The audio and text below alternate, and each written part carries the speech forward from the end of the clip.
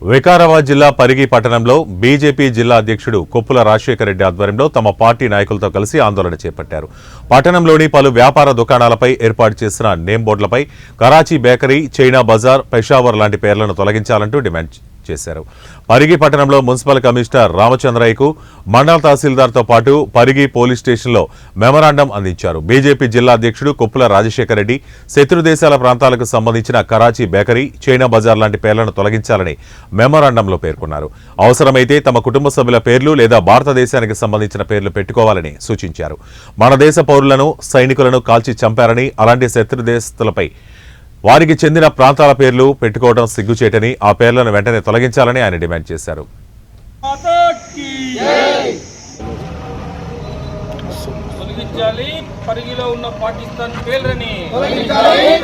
పరిగి పట్టణంలో కొన్ని షాపులు కరాచీ, పెషావరు, రావల్పిండి, డ్రాగన్ అంటూ ఇలా పాకిస్తాన్లోని ముఖ్యమైన ప్రాంతాల పేర్లు పెట్టుకుంటూ మరి ఇక్కడ వాళ్ళు షాపులు నడుపుతున్నారు.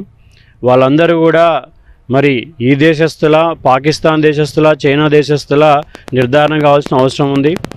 ఆల్రెడీ నరేంద్ర మోడీ గారి ఆధ్వర్యంలో దేశం మొత్తం మీద అన్ని జిల్లా కేంద్రాల్లో మెజిస్ట్రేట్లకి, తర్వాత తహసీల్దార్లకి మేము ఒక వారం కింద రిప్రజెంటేషన్ ఇచ్చాము.